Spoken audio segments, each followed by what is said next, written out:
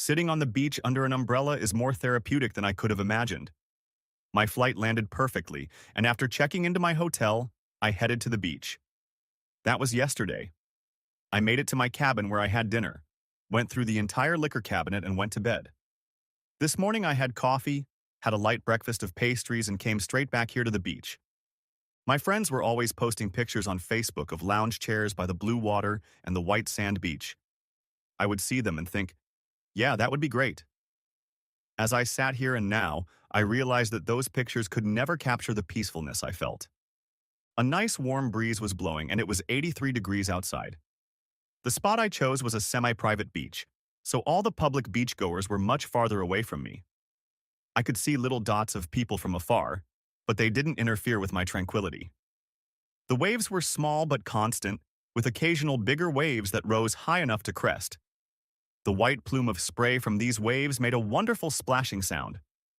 The sand was clean and the water was clear as glass. I could stare at it for hours, and almost no thoughts passed through my exhausted brain except the beauty that was before me. In the distance, over the water, a few clouds could be seen. Behind me, around the beach hut, were dozens of large and proud palm trees surrounded by what seemed to be very large northwest rhododendrons. I saw pink, purple, white, and even red flowers on these plants. Color was everywhere here. Of course, all good things come to an end. As I sat there, my phone beeped once. I checked it, and it was a text message from Maddie. Love and miss you, Daddy. Please give me a call. Hope to see you soon. Love, Maddie. This simple message brought tears to my eyes. I would do anything for my little girl, but I guess the one thing she wanted, I couldn't give. She wanted her perfect family back. Unfortunately, she's not alone. I wish I could have it all back too, but we're nowhere near what we used to be. I sent her a text back. I love you too, baby. Just trying to relax. I'll call you tonight, I promise. Love you more. The only thing I had to keep in mind was the time difference. Since she lived on the East Coast and I lived in Hawaii, there was at least a 6 to 7 hour time zone difference between us. I'll have to double check that. With that message, my perfect beach day was postponed. I got up and wandered back to the cabin. For the first time in a long time, I had nothing to do. I mean, literally, no one was expecting me to do anything, and no one was depending on me. I had no job to rush to, no urgent meetings or calls to make. The feeling was both extremely liberating and a little disorienting at the same time. However, I wasn't going to be overzealous in my job search. I decided that I would adopt the philosophy of one of my favorite cartoon characters, the Hakuna Matata. I was once told that, roughly translated, it means no worries. Thank you, Timon and Pumbaa, for letting me steal your saying. I chuckled to myself, remembering my inside joke. I made myself a sandwich and a fruit cup from the food I found in the fridge. It was the best vacation of my life. Unfortunately, it led me to think that he should have been with Caitlin. Well, geez, just thinking about it made me feel bad. I had successfully kept her and our situation from entering my brain for almost an entire day, but now it was bursting back in with force. Before the day got even more shitty, I turned to the liquor cabinet. It too was completely full. When one is in paradise, one must enjoy all that is provided. Perhaps I should copyright this. It could make a decent Hallmark-style postcard. Nevertheless, I found what I was looking for and pulled out a bottle. I poured at least a shot or two into a large cup, added the fruit juice from the unlabeled bottle, and stirred. It probably smelled like pineapple, but whatever it was, it tasted great. I'd have to ask what kind of juice it was so I could buy more later. I put a straw in my glass, grabbed my lunch, and walked back down the beach to sit in a lounge chair. Sitting in it, I raised my glass to the blue sky, to the memory of my marriage. I set it down and took a long sip. The sky didn't toast back, but I think it understood me. Maybe I was starting to lose my temper a little at a time, but either way, I figured it would be okay. I calmly ate my lunch. Once I was done with it, I decided it was time to take at least a few minutes to be productive. I needed to make some calls to tie up the loose ends that were still left. I needed to call Sandra and Tony to settle any legal issues at home. In addition, there was still the question of where to live. Time for call number 1. I hoped Tony was still in his office. I dialed his number and it rang 3 times before he answered. Tony here. Is this you, James? Yes, it's me. So, any news on my situation? To some extent, yes. I filed a motion with the court to revoke his status as a partner. The judge has temporarily put it on hold because Cyrus has only been charged but not convicted. In addition, the feds demanded copies of all business records due to Cyrus and his side business. The good news is that Cyrus avoided bail. He was supposed to appear at his hearing today, but he missed it. That's very good for your case and a possible sale. I'm still interested in that guy on the West Coast once this Cyrus mess is cleared up. You should get the letter today with the power of attorney we discussed. Okay, I'll forward it to you as soon as I get it. As for the sale and the Cyrus situation, keep me posted. We both hung up, wasting no time saying goodbye. So the idiot bailed, huh? What's next? Is he going to rob a bank? How the hell did I not see all his flaws before I got involved with him? They were always there, but I didn't seem to notice them. Another life lesson, I guess. After another sip, the drink began to taste pleasant. Before I could make another call, my phone buzzed with an incoming call. The caller ID said it was Kurt Simpson, wondering what he wanted. Hello, this is James. Mr. Holmes, this is Kurt Simpson. We were watching your wife's house last night and we have something to tell you. Go on, I said, interested. I was sitting about 2 houses away when a dark silver BMW pulled up to your driveway at about 9 o'clock this evening. I took pictures, but I can tell you for sure it was your partner Cyrus Black. He came to the door and was let in without any altercation. I couldn't determine what was said. He paused, waiting for me to respond. I had nothing to reply. All I could think was that the bastard had come back for more. How long had this been going on? How the hell did I not notice it?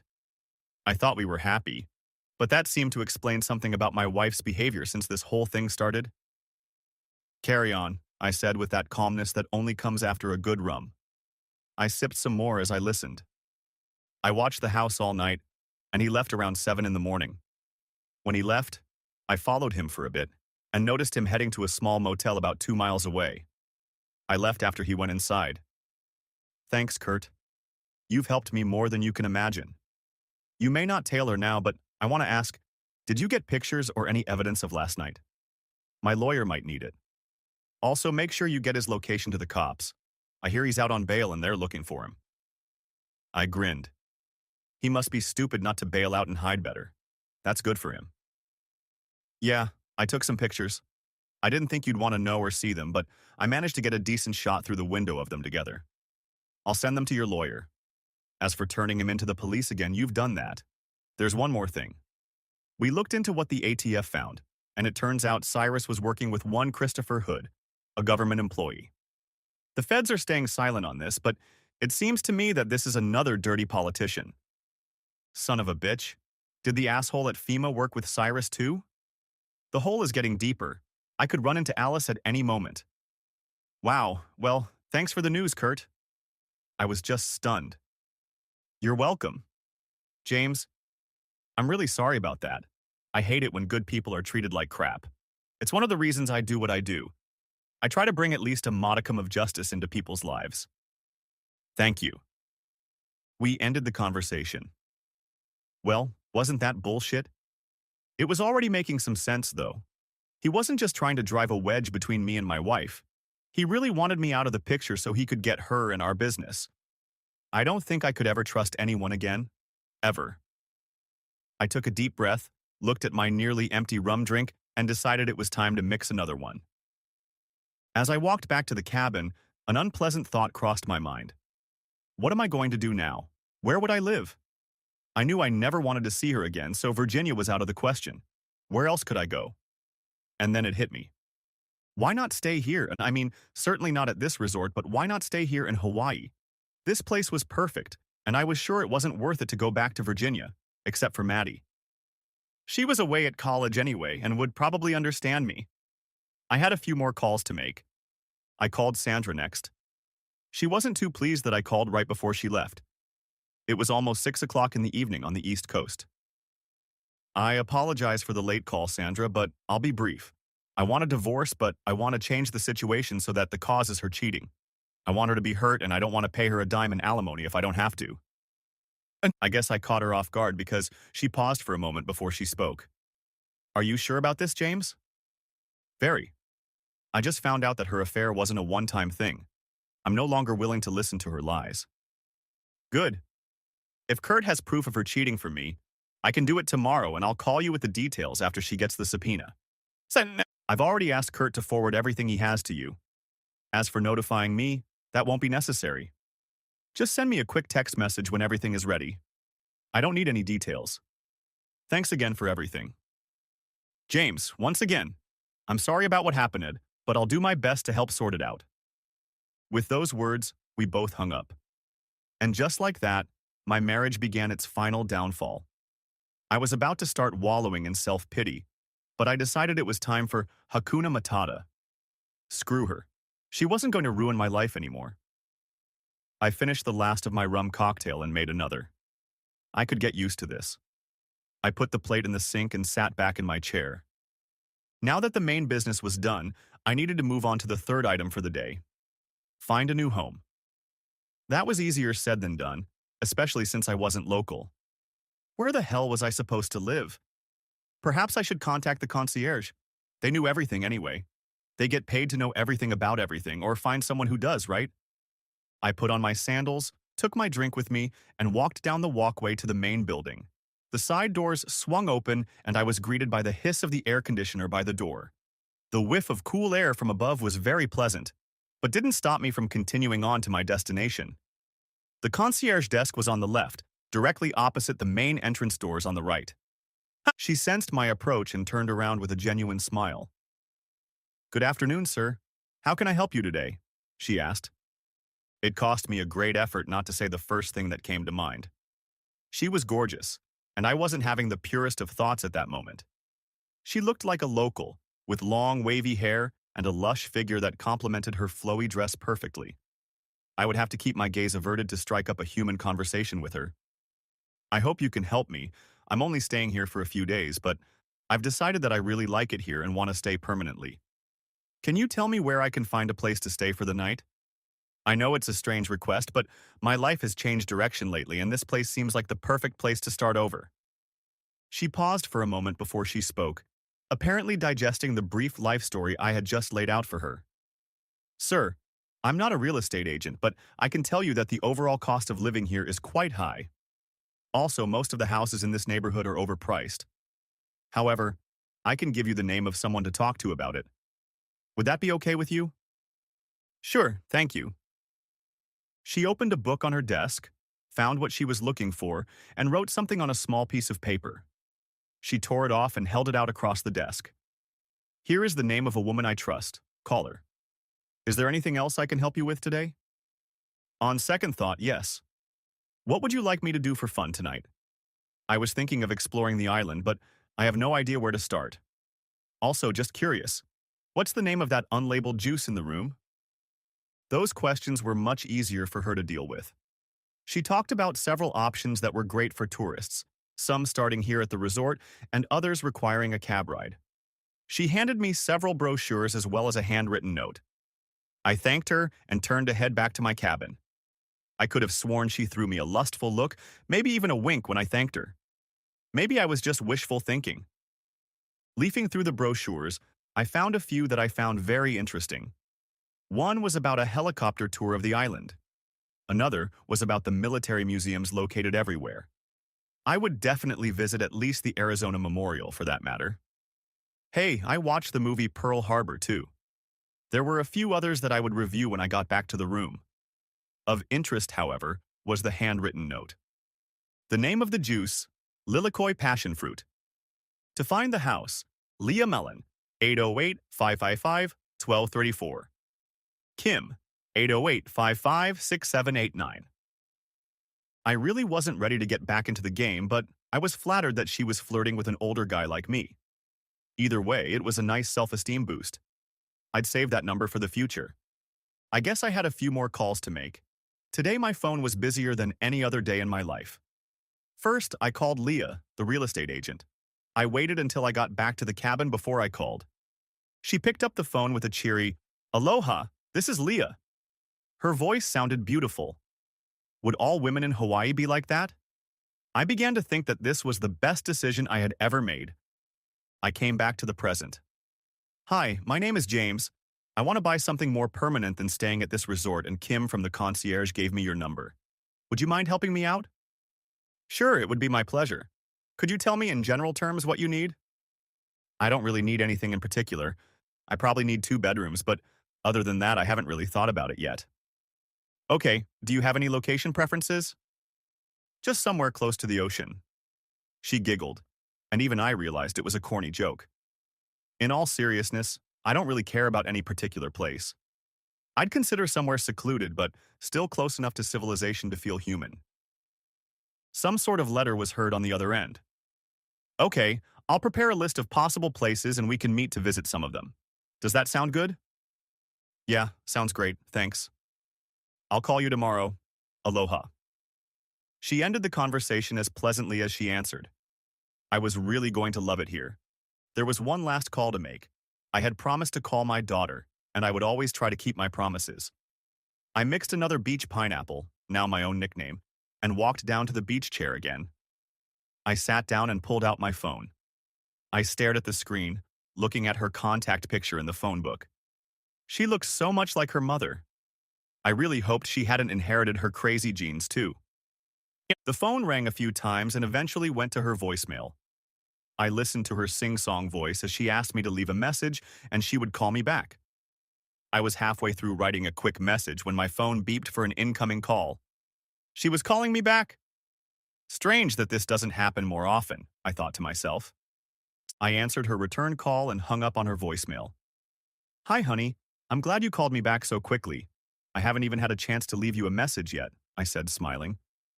Hi, Daddy. Yeah, we've been a little busy, sorry. I could almost hear her blush over the phone. She said, we. I wonder if she meant she was with her girlfriend or her mother. I really didn't feel like talking to Caitlin, so I decided not to look for an answer. Oh, it's okay. I just wanted to check in on you and let you know I'm doing well. This place is really magical, and I hope you can come visit me sometime. Visit? She paused, and I realized I'd screwed up. Dad, what are you saying? Oh, shit. I needed to work on talking to people more easily. Honey, I've decided to move here permanently. I haven't found an apartment yet, but I'll start looking tomorrow. What? You can't move that far away. Now I'll never see you again. She sounded like she was about to burst into tears. Maddie, you can always come visit and I can help pay you sometimes. I can still visit you, you know? I'm sorry, but it's just something I have to do. Have to? Dad, I know Mom messed up, but do you really have to move halfway across the world? This was the conversation I was truly dreading. I didn't want to hurt my daughter, but at the same time I felt like I needed a fresh start, and I couldn't do that in Virginia. I hesitated with my answer, perhaps even too long. Dad, are you divorcing Mom? Oh my God, you're getting a divorce. She started crying into the tube, and I suppressed the tears within me. I hated to hear my little girl so sad. However, I would do my best to soften her up. Maddie, what I told you before remains true. I will probably always love your mom, but I will never be able to trust her again. As for you, I will always do everything I can to help you. I was serious when I said I wanted you to come visit me. Heck, bring your girlfriend here too. I really want to meet her, and I also want to see you. Heh, she giggled. Now you're trying to buy my happiness? Who, me? Never. She knew I was joking, but it was still nice to hear her laugh on the other end. I thought I heard another distinct female giggle in the background. Okay, you win. Since it's summer vacation, we have time. Send me the tickets and we'll be there. For future reference, her name is Sarah Jones. I had to pull the phone away from my ear as I heard 2 very happy ladies screaming on the other end. Whoa! We're going to Hawaii! Finally, the noise died down and we said our goodbyes. I knew I had a lot of work ahead of me, but the least I could do was continue to show her that I loved her. Once I was done with that call, I leaned back in the chaise lounge and finished my drink. It was still only the middle of the day here, but it was already getting a little late at home. I was still feeling slightly jet-lagged, but not yet enough to get ready for bed. I got up, went back into the house and looked through the brochures again. There was a brochure about a helicopter tour. There was another one about snorkeling, which sounded fun. but probably required a little more effort on my part than I would like right now. I saw the military museums page again and put it on the very top of the stack. I saw an offer for a bus tour of the city that looked interesting and suited my lazy, rum-fueled mood quite well. After looking at a few others, I decided to opt for the bus tour of the city. It sounded fun and didn't require much effort on my part. I called the concierge, and Kim was very helpful in helping me organize it. That girl could get me in trouble while I was here. After locking up the cabin, I headed to the front desk. The bus was already waiting there, so I just got on it and off we went. The tour was 2 hours long and we drove all over the city. There were a lot of cute stores, as well as a few restaurants that I absolutely had to try. I memorized the name of one of them, Island Jim's, which seemed like the perfect place for tonight's dinner. It barely stood out against the facades of the buildings surrounding it and looked like a hole in the wall. I almost imagined it was the kind of place that would have made it onto one of my favorite cooking shows on the cooking channel, with that guy and the crazy hair.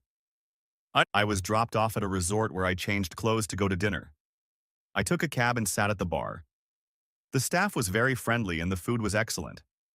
I ended up eating local tuna cooked by AHI and a local fruit with a name I can't pronounce. While I sat and ate, I did my usual people watching. There was a group of 4 people sitting near the door who looked like muscular athletes. They were laughing, drinking, and looked like they had finished eating a long time ago. Looking over to a table a little further away from them, I saw 3 women eating various fish dishes. To the right of the door sat a couple holding hands and drinking wine after dinner. Farther down the bar from me sat an older gentleman who seemed content to chat with the young woman behind the bar. I guess even an older guy like that has a chance here in Hawaii. I signaled to the bartender that I needed another beer, and as she brought it to me, the guy at the end of the bar hopped off his stool and came over to me. He climbed onto the stool next to me and held out his hand. "Howard Denton," he said as I shook the outstretched hand. "James Holmes," I replied. "So what brings you to this solitary paradise?" he asked. Wow, he quickly got me through to my bones with that question. I realized the truth might shock me, but I wanted to see his reaction. Anyway, my business partner tried to kill me and somehow convinced my wife that I cheated on her, which I never did. On top of that, she had been cheating on me with him for God knows how long. And all this just days before our wedding anniversary? He just started laughing. I wasn't expecting that reaction, but there was definitely healing in his laughter. He laughed so hard it was contagious, and I laughed along with him. This is probably the most confusing situation I've ever heard of, and I need to know. My wife left me 3 years ago for a much younger guy. Too bad the little boy didn't have any money and she didn't get the fortune from me that she had hoped for. Ha ha ha ha ha ha ha ha. He continued laughing and slapped me hard on the back. "James, you just made my day. Let me buy you a drink." Who am I to argue with free booze and a fun conversationalist? We sat down at the table and had another drink, talking about how the women in our lives were suffering. He seemed to be in a good mood, and I felt envious that my wounds were still so fresh. At least the alcohol was helping with it all so far. After the bartender informed us that last call had come, I stood up and held out my hand. "It was my pleasure. Pleasure. To meet you," I whispered. I hoped he understood and that his drunk-ass translator was working. "Come here," he said, pulling me to him and giving me a manly hug. "You're fun to be with. I mean, you were fun to talk to." His drunken mumbling was about the same as mine, so we were in the same company. At those words, he hiccuped and, holding each other, we headed out the door. The bartender called out to us, asking if she needed to call a cab. Howard waved and shouted, "No, thank you." One of the most surreal days of my life was ending on a completely drunken note. Howard and I walked slowly down the street. He turned us toward the marina, and a worry built up in my clouded brain that he was going to rob me and throw me in the water. I would have worried more, but I was too drunk to worry. We walked down the pier to a very large yacht. It had maybe 3 decks over the water, and the top one had one of those extra rudders that you can use to steer the boat, besides the one in the main deck house. The boat had a lot of portholes and looked like a small Arab boat on the launch deck. "Welcome to my humble abode," he muttered, waving his hand broadly toward the boat. "Would you like to come aboard?" he hiccuped. "Aboard?" I had nowhere to go, so I nodded in agreement. That nod was a big mistake as the world began to spin. I grabbed the side of the boat so I could see straight again, and then slowly climbed aboard. We walked inside to a large living room-style cabin, and I settled into a cushioned chair. He pulled out another bottle, unlabeled, but poured a dark brown liquid into it. Without a word, he poured into 2 full shot glasses without ice and held one out to me. I vaguely remember us finishing them, and that was the end of it. I don't even remember what we might have talked about. I woke up to the cries of seagulls and the slight rocking of the water. I vaguely remember sitting in a soft chair and drinking some very tasty rum. My head was spinning, and my mouth was as dry as the desert. I stood up, and after calming down, I walked over to the small refrigerator next to the couch and pulled out a bottle of water. I drank half of it and then stopped to take a deep breath. I really needed to cut back on the drinking, of course. That's what everyone says when they're hungover.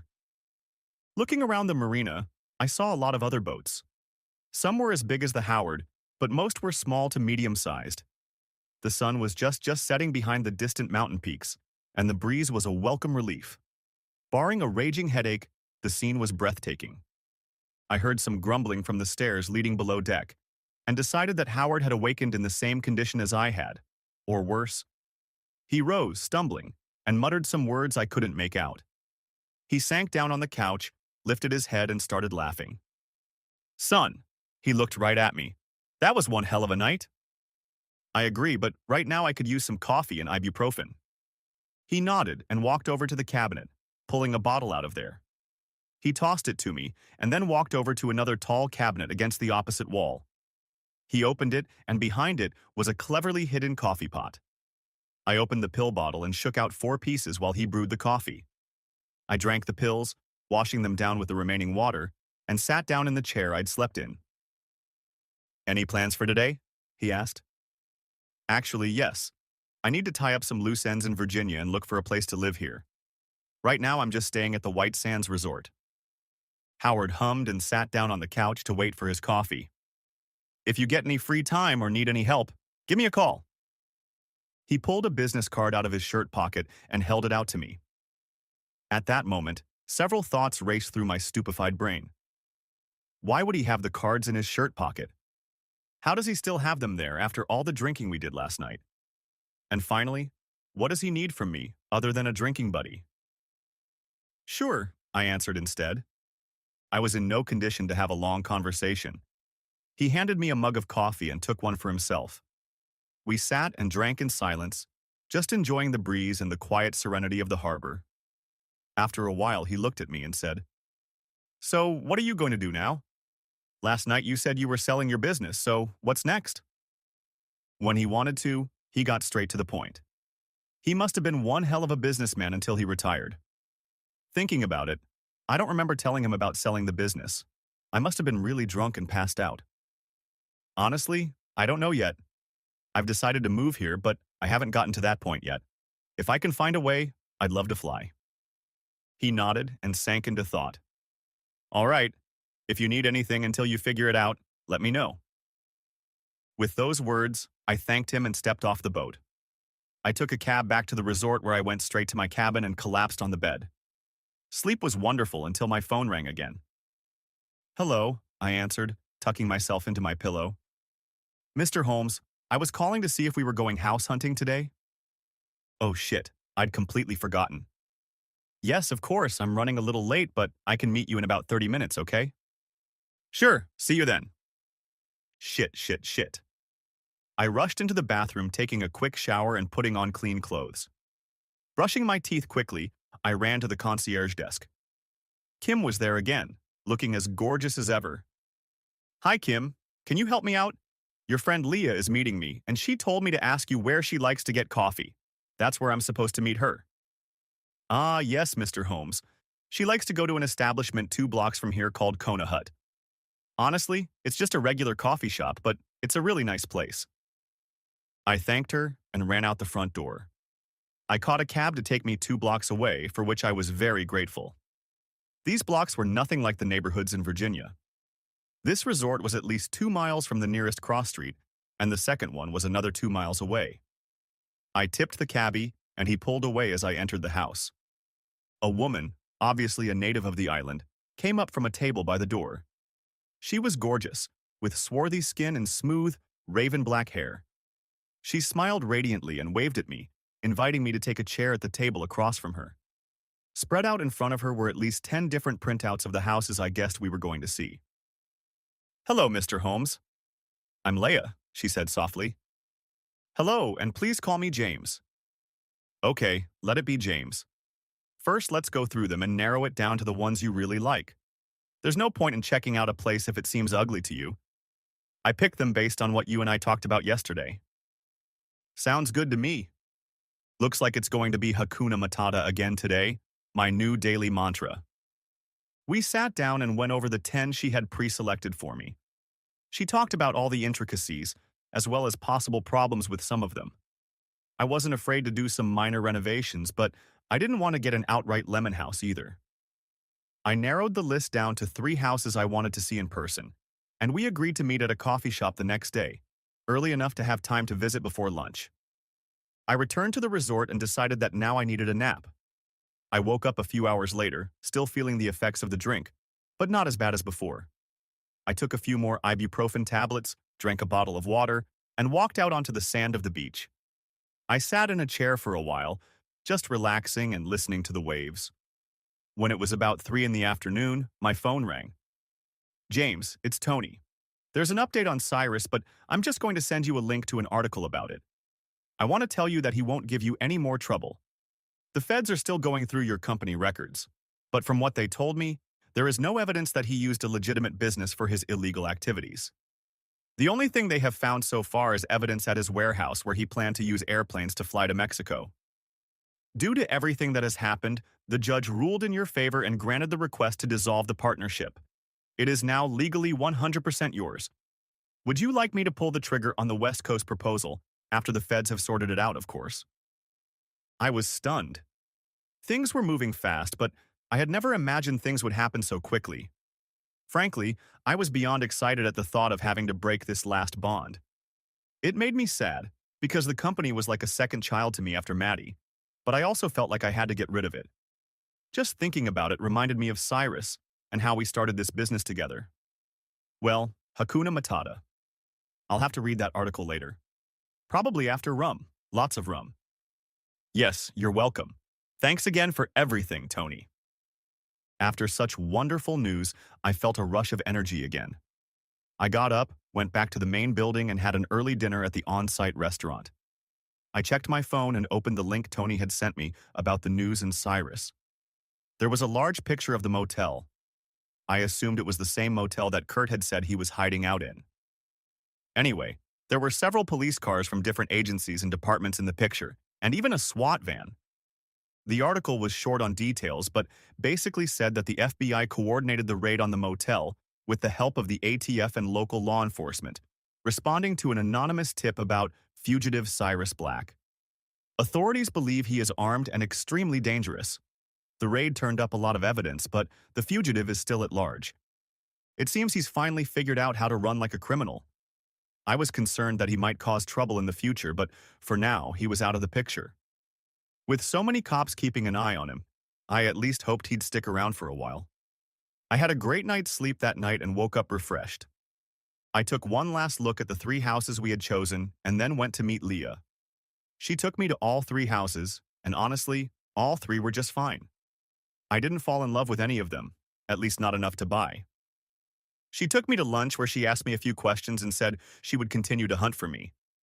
Leah took me to a resort and said she would keep in touch. And for the next few days, I didn't get out of my lounge chair. True, a few times I got up and went to the gym so I wouldn't get flabby from the delicious food and booze. After a few days sitting on the chaise lounge, it hit me. I was watching the birds go by and a few boats when I realized the answer was right in front of me. I called Leah and asked her to look for boats for sale that could fit into the space I was asking for. She laughed until she realized I was being serious and said she would contact me. I'm sure boats aren't her specialty, but it wasn't a big deal. It took another 2 days, but she came to the resort and sat with me on the beach. She showed me several options and I immediately saw the one I wanted. Of course, I would still go see it in person, but I fell in love with it almost immediately. The picture showed a tall and proud wooden boat. The hull was all white, with dark railings and trim all around. The plaque stated that the boat was 36 feet long, had 5 berths and 2 heads, and had been launched in 1972. I guessed that berths meant bedrooms and heads meant bathrooms. The ship had a new Cat diesel engine and had recently cruised to Alaska and back. Her name was Lady of the Night, and she was offered at a price I was quite happy with. We took a personal tour of the old girl, and my goodness, she was gorgeous. The interior had been restored and cared for as well as the exterior. It was obvious that love had been put into the care of this boat. I told Leah I wanted her and to work her magic and get her for me. I spent the rest of the day on cloud nine thinking about how much fun I would have on this boat. Now all I had to do was decide what I was going to do for the rest of my life. I felt like I was asking myself the old question, what do you want to be when you grow up? I knew without a doubt that I still wanted to fly. It was my first love, my first passion. Unlike the cheating wife I loved, flying would never let me down. I would never work for the government again, that was absolutely certain. That asshole from FEMA just got it into his head that you can't trust anyone. Maybe I could do something for myself. I was wondering if there are any charter services around here. Maybe I could find one of the small islands where a few people live or have tourists and transport them. I thought of a Harrison Ford movie and thought that would be fun. Anyway, food for thought. I'd ask Kim. This woman knew everything, plus she was always a pleasure to talk to. Despite all this, I needed to finish up with official business so I could get back to my beach pineapple drinks. Surprisingly, those drinks never made me feel hungover, except when I was hanging out with Howard and drinking that dark stuff. The juice must be hydrating me? Guess it didn't matter. I went to the resort's main building, their mobile office, and printed out the power of attorney document Tony had sent me. I reread it twice, checking to see if I was giving him too much authority. It was exactly as I had requested, namely that it gave him only the authority to transfer assets and funds in connection with the sale of my business and partnership. I filled out all the necessary information and took it to the main desk. I asked Kim if she could notarize it, and she said she could. I signed the document, she stamped it by pulling it out of the desk drawer, and then signed it herself. Is there anything this woman can't do? She was even able to arrange to have the letter sent by priority mail back to Tony in Virginia. While she was preparing the envelope, I asked her about local charter flights. She said there were several, but it all depended on the destination. She handed me 2 brochures advertising flight services to some islands, and I thanked her. I would make my own inquiries about how far and how often these services flew. That night's sleep was again fairly restful. Over the next few days, time seemed to fly by unnoticed. The sale was to take place as soon as the feds finished their investigation. Cyrus was still on the run, and Caitlin was handed the paperwork. She first tried calling me, then texted me. I replied with a simple message, asking to speak to me through Sandra. Had I acted like a coward by not talking to her? Probably. I justified myself by saying that she would try her best to talk me out of the divorce, and I had no desire to stay married to her any longer. Eventually, I would have to talk to her, but I was going to put it off as long as possible. It wasn't easy, but with most of my savings and my retirement fund cashed in, I was able to buy the boat. I paid to have it temporarily moored on Oahu and worked with the locals to get it cleaned up and ready for occupancy. The main sticking point was actually my wife. She didn't want a divorce and at first thought she could talk me out of it. Thankfully, she wasn't trying to force counseling on us or anything, but she did think she could convince me that she loved me enough to reconcile after her betrayal. Anyway, through my lawyer, I told her to go screw herself and find Cyrus if she really wanted to have fun that badly. I know it was a low blow, but I felt she deserved it. Eventually, I had to go back to Virginia to settle things once and for all. I spent as much time with Maddie as I could and promised her again that I would call or email her often. I did have to see Caitlin once, though, and it was the hardest 30 minutes of my life. I know I messed up, but I want to spend the rest of my life making it up to you. I only love you. I don't want this divorce, she pleaded with me. So what's in it for you, Cyrus, then? How long have you two been having fun? I know it wasn't just the one time I saw you. I swear it was just one time, James. As crazy as it sounds, I wanted you to walk in on us so you could feel the pain I felt when I thought you were cheating on me. I know how stupid that sounds now, but that's what I felt at that moment. I'm sorry for what I did. If I could take it all back, I would. Okay, what about a couple nights after I left town? I know he used to come here and stay the night. Did he just sleep on the couch that night? She turned pale and her eyes got very wide when she heard this. Yes, that's what I thought. You really think I'm that stupid, don't you? I've been blind to it for a long time. I guess love works that way. I gave her a hard look. He must have been really good if he was worth giving up everything for. James, I'll do anything. Please don't leave me. It meant nothing to me. And I'll never do it again. I'm so… Shut up, I yelled. I'd had enough of her shit. Enough. I don't want to hear it anymore.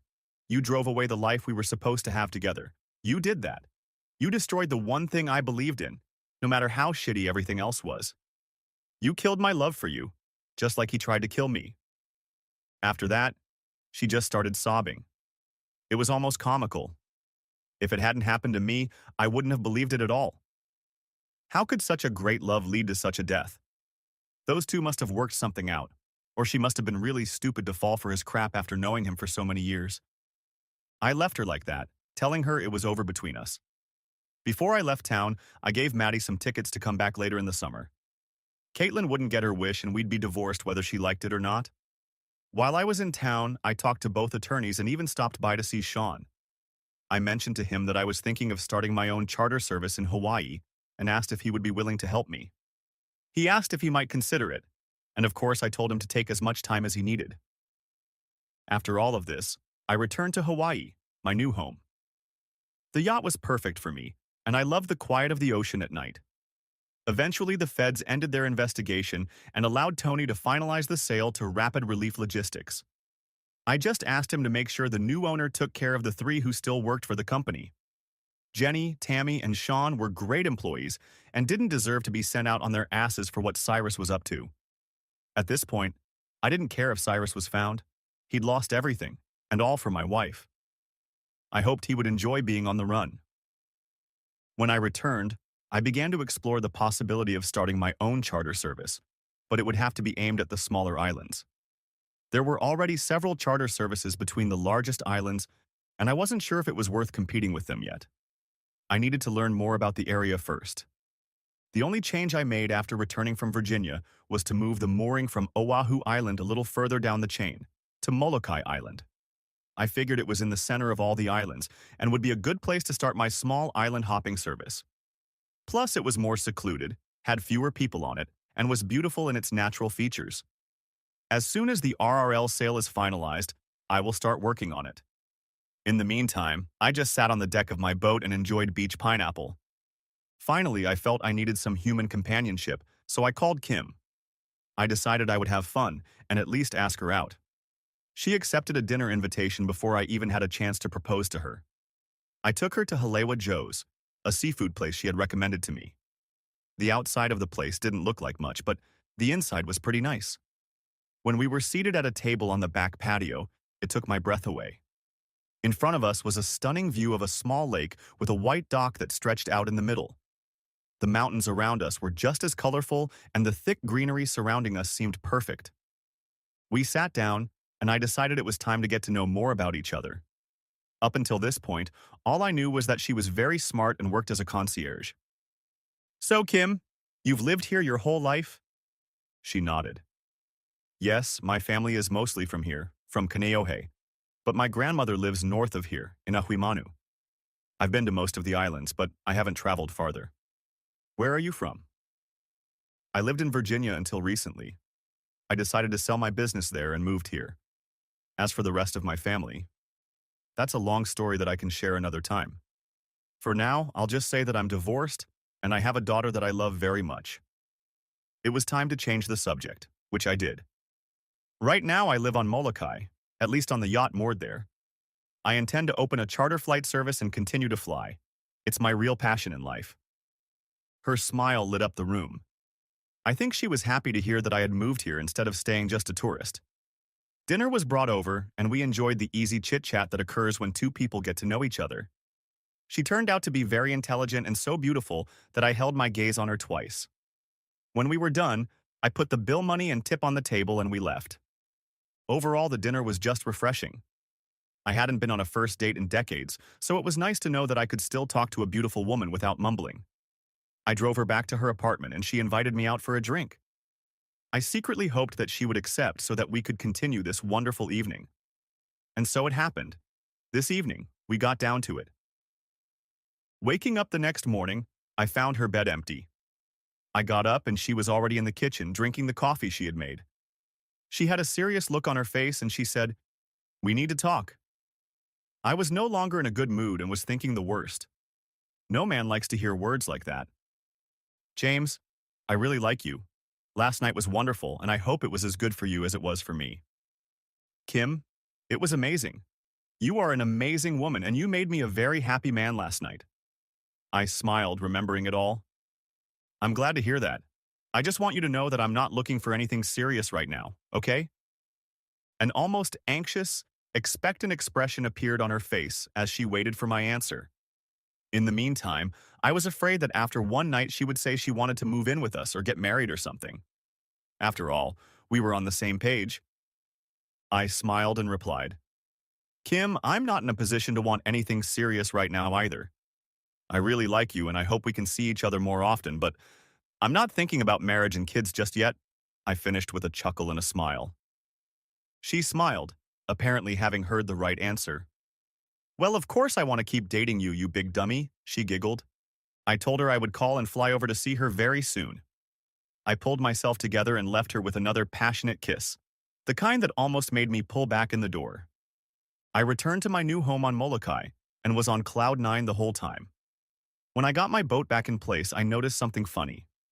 The mooring next to mine was occupied by Howard's huge boat. I walked up to it and shouted, "Ahoy!"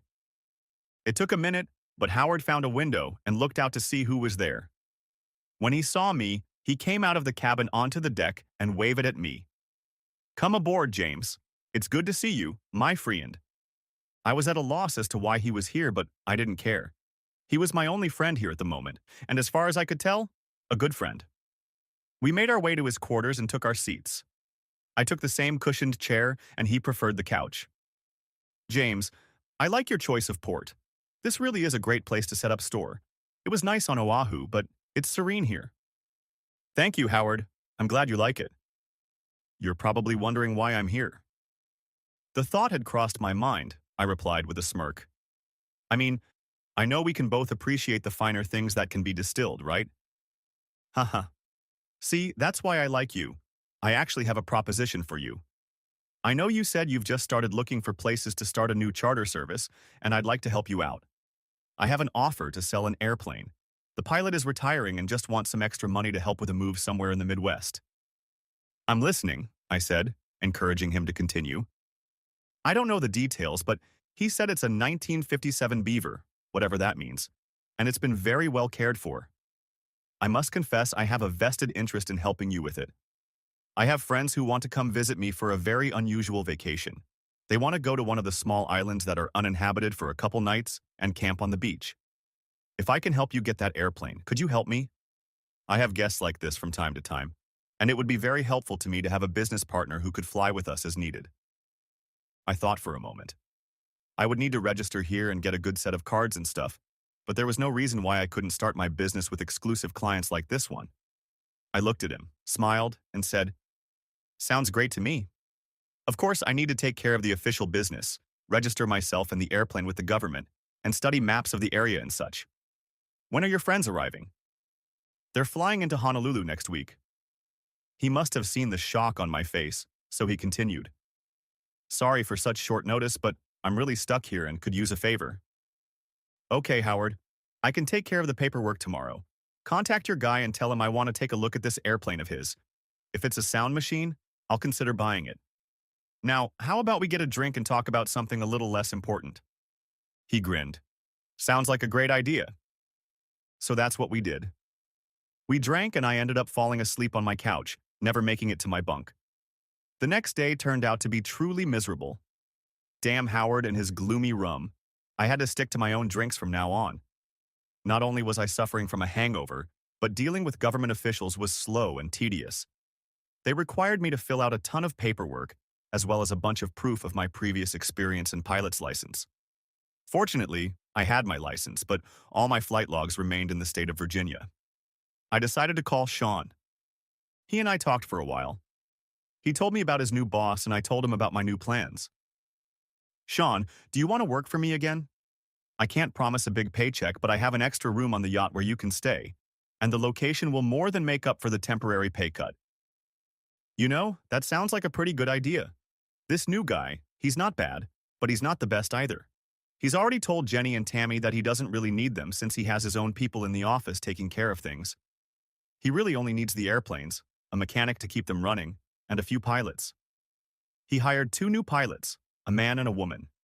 Both of them are assholes, and I mean that in the nicest way possible. Both of them have their noses stuck so high in the air, I wonder how they can still breathe. I laughed a little at his description. Tell you what, talk to the girls and see if any of them want to move here. I know Tammy has a husband and kids, so it might be difficult, but Jenny was single, right? Yes, but I'll talk to both of them anyway. Tammy might actually be okay with the move because she just told me yesterday that she caught her lazy husband having fun with her. While she was working hard, he was at home entertaining the neighbor girl, even though the girl was only 19. Damn scum if you ask me. I was forced to agree. Holy shit. Talk to them and let me know. I'm on Molokai right now, and I've already got a line on a plane I need to check out. I could use some help and some familiar faces wouldn't hurt either. Also, I need you to send me all my flight logs from the office so I can register with the state. Okay, I'll get them right away. James, don't look at that airplane until I get there, okay? Sure thing, buddy. I'll send you the tickets for tomorrow's flight and then we can discuss the details. Also, let me know what the ladies want to do. We hung up and I felt much better knowing that at least my friend Sean had my back. The next day started without incident. I had sent him the electronic ticket receipts the night before, so he should be flying somewhere over the Pacific by now. I spoke briefly with Howard about Sean's arrival, as well as his friend and the airplane. He assured me that the airplane was serviceable, but I told him I wanted to check it out with my friend to help me. Sean arrived late in the afternoon and took a small plane from the Honolulu airport to our local airstrip on Molokai. I took a cab to the airport and waited for him. As soon as he got off the plane, I waited for him to give him another big hug. He wasn't a particularly sentimental guy, but after so many experiences and a long separation, it was only natural. He and I had been through a lot together, that's for sure. We took a cab to the dock, and I showed him his bunk. He threw his suitcase in there, and we went to Howard's. He called a friend and said the plane would be about an hour later, since he had to fly from another island. We waited on Howard's boat drinking iced tea. Hydrating before dehydration is a good thing every now and then, right? After about an hour of idle chatter, we heard the roar of an engine as the seaplane approached the dock. Apparently, he was a good pilot and brought it right up to the dock. We walked out to the plane and it looked like it was in immaculate condition. The pilot opened the door and stepped out, shuffling one foot after the other. The woman piloting the plane looked to be in her late 50s and was still gorgeous for her age. She walked over to Howard, shook his hand, and then turned to me. You must be James, right? She held out her hand and I took it. I'm Martha, but everyone calls me Marty. Nice to meet you, Marty. I shook the outstretched hand. This airplane looks amazing. I was a little worried when I found out it was a 1957 model, but it doesn't look its age at all. Neither does the pilot, I thought to myself. Well, thank you. I did all the restoration work myself, most of it in the last few years, she said, glowing with pride. Do you mind if my friend and I take a closer look? I asked. She only waved at the bird, smiled, and stepped aside, Howard. No sooner had we gotten inside than they were having some sort of whispered conversation. The inside was very well furnished. All the seats had white leather upholstery, and the gauges on the control panel looked new. Even the windows were in great condition, not scratched like I expected. Sean got out and opened the engine hatch and looked inside and saw the 627 SMOH motor. He fiddled around, fiddled with a few connections and ran his hands over one of the propeller blades. Sean had me turn the control knobs and rudder pedals a few times and made sure all the parts moved easily and effortlessly. There were no squeaks or other noises that might indicate tired mechanical parts, although he would probably remove some parts to visually make sure everything was in order before letting me fly it. After about 20 minutes of inspection, he looked at me and grinned. I turned back to the pilot and smiled. Marty, I think we like her. What do you want for her? She looked like she was deep in thought for a moment. I was asking 450,000 for her, but I'll take even 400 for you. It was a lot of money, but perhaps it was worth it. On the mainland, you could get at least 500,000 for these airplanes in this condition. Marty, if you can get down to 375, I think we have a deal. I think I can go down to that. We agreed and went to Howard's cabin for a drink. Marty limited herself to one drink so she could make the flight home in time. She briefly told us about her time in the islands and that her husband of almost 30 years had just passed away from cancer. She decided it was time to return to the mainland to be closer to her grandchildren. I sympathized with her loss, but at the same time thought it was really great that she had a wonderful family to spend the rest of her life with. We agreed that I would pick up the plane as soon as the financing ran out, and we said our goodbyes. She sailed away from the dock and then accelerated and took off towards her island. Sean and I said goodbye to Howard and returned to our boat. Sleep came slowly that night. The weather got a little worse than usual, and a storm blew through that always made the boat rock. The next few days were stormy, but eventually things cleared up. It took another week to complete the financial paperwork, but I was now the proud owner of a 1957 de Havilland DHC-2 Beaver seaplane. Sean and I took the boat on a day trip to her island. He drove the boat back to our dock and I piloted the airplane. The old airplane was a pleasure to fly and gave me absolutely no trouble at all. Of course, I got back before he did, so I hung out with Howard until Sean drove the boat back to the dock. Over the next few weeks, we got all the official requests and licenses in. Our business, Puddle Jumpers, was born. Jenny, the office clerk, decided to stay in Virginia and took a job with FedEx. Tammy, our former office manager, decided that she and her 12-year-old daughter needed to start a new life away from her unfaithful husband. Hawaii was quickly becoming the place everyone wanted to go to make a fresh start. I helped her move to the island and she rented a place in town. She occupied a small 2-room commercial space with us, claiming, of course, a larger office for herself. I used the other room, and Sean almost always stayed with me when he wasn't working on the airplane. True, he found a few other part-time jobs at the marina to supplement his income. All in all, we weren't busy at all, and we loved it. It was about 2 months later when I received a package in the mail. My divorce had been finalized the day before. It was a somber day, but I knew it signaled the official beginning of the rest of my life. That night, Sean and I decided that the little tiki hut bar on the beach needed our attention. He always had my back, and he knew I needed to go and completely forget that night. In fact, the bits I remember were pretty funny. I stayed away from tequila this time, but the spiced rum worked on me almost as badly as the last time. We both woke up with terrible hangovers and promised each other to stay away from that tiki hut for a while. About a week later, my daughter was finally due to come visit. She was going to spend a week at my place, right before the start of a new semester at college. I made 2 beds for them, although I was sure one of them would just be a glorified closet. I also went to the store to make sure my galley was as well stocked as possible. I picked them up at the Honolulu airport and was going to take them to my home on Molokai by seaplane. When I saw them exit through security, I rushed over to her and gave her a big hug. I missed her very much and told her so. Maddie, oh my God, I missed you so much. I looked at her friend and smiled. And who is this beautiful lady? Daddy, this is my girlfriend, Sarah Jones. Sarah, this is my dad. It's a pleasure to finally meet you, Mr. Holmes. After meeting your wife, pardon me, I meant to say. Well, anyway, I was really looking forward to it. The poor girl looked so nervous I had to rescue her. Time to get her used to my motto and hopefully set the tone for the entire next week. Please call me James or Daddy if that's more comfortable for you. While you're here, I want you both to just relax and enjoy yourselves. If you need anything, let me know and I'll get it all for you. Well, ladies, grab your things and we can head to the local terminal. I'll explain everything else on the way. With those words, they ran to get their bags and met me at the local terminal. I say local terminal, but it was actually a couple rows of seats with benches next to a sliding door overlooking the tarmac. There was a counter, which was usually deserted, and that was it.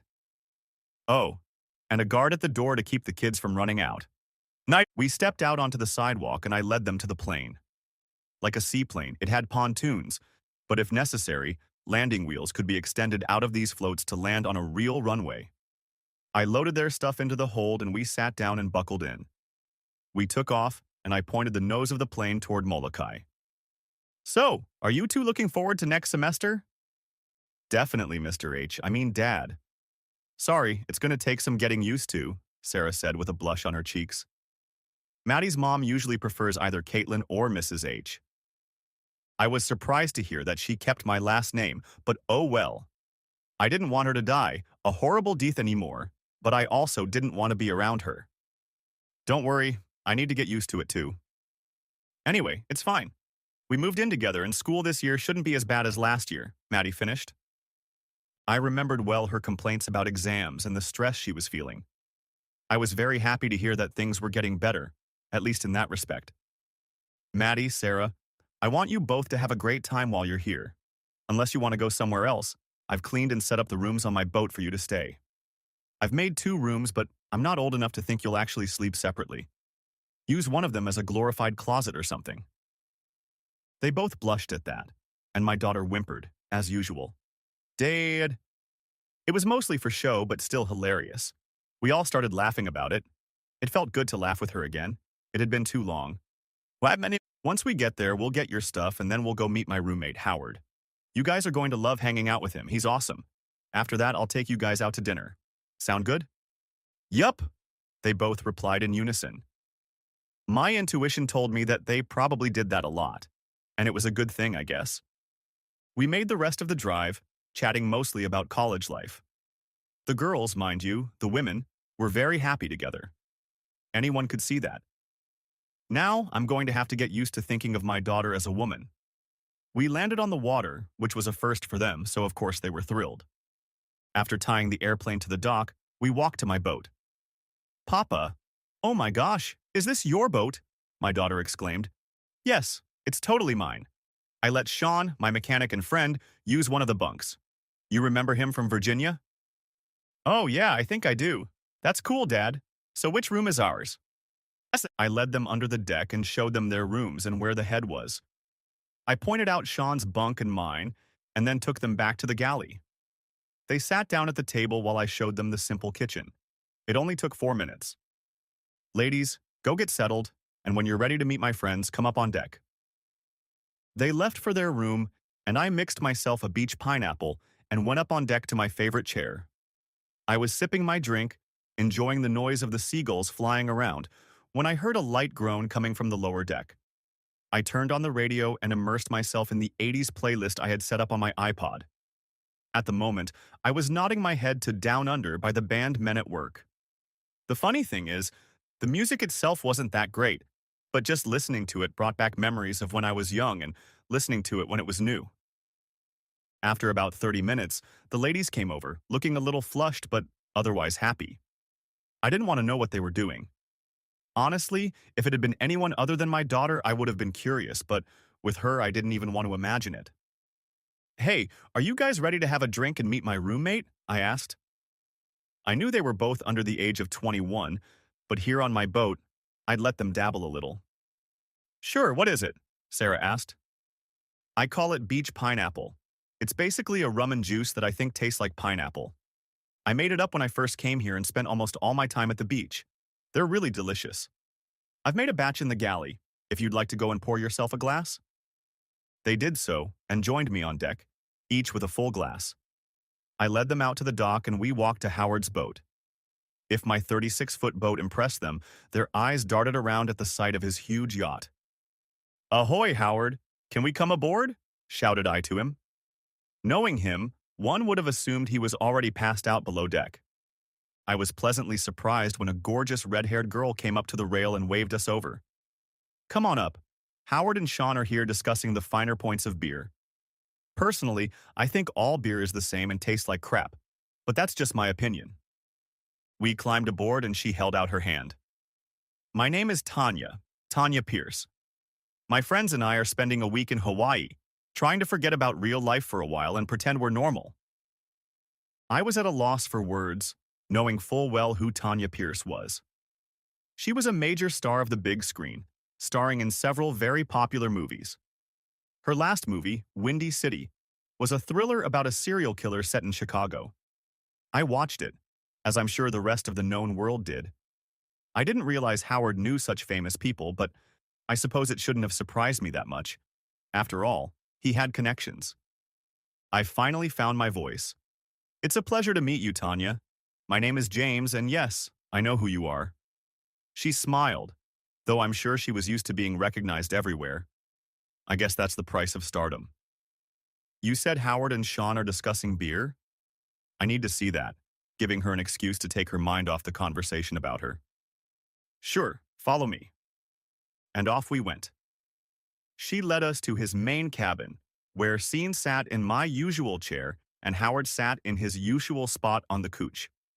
They were both holding a pint each of something dark and arguing about which was better and why. Tanya cleared her throat to get their attention, and Howard was the first to look up. Oh, welcome back, James. I assume one of these lovely ladies is your daughter, Madison? He was simply fascinated. Yes, and this one is my pride and joy, he pointed to Maddie. And this one is Sarah, her girlfriend. They're staying with me for the week. Ladies, this is Howard, my friend. And this guy is Sean, my best friend and mechanic, although sometimes I think he just sits there and just pretends to fix things. At that, I winked at Sean. He waved me off and then turned to the rest of the group. Welcome, ladies. Ignore your father, he's delusional, thinking he's the world's greatest pilot or something. The girls were still a little stunned to be in such company, so they just smiled and said, "Thank you." So, James, since you're here, you can help settle the dispute. Sean thinks the dark stout is better than my wheat beer. What do you think? Asked Howard. I think you're both nuts for sitting here arguing about the subtleties of beer when we could all be enjoying the sunshine, I replied, exaggerating the subtleties with air quotes. I looked at a smiling Tanya and asked, "What about you, Tanya? Wouldn't you like to go out in the sunshine and enjoy this beautiful day?" Hell yes. Let me get the others from the lower deck, put them in spacesuits, and we can all go out on the bay and swim or something. With those words, she ran down into the belly of the boat. See, at least she has her priorities straight. Guys, seriously, Tanya Pierce is here and you're arguing about beer? I laughed and walked over to my daughter. Ladies, why don't you both go back to my boat and get into your costumes? We're going to take this monster out on the water and really enjoy Hawaii like it was meant to be. It was truly going to be a Hakuna Matata day for everyone.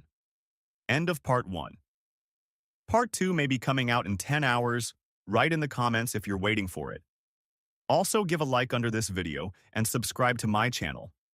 I hope you enjoyed this video.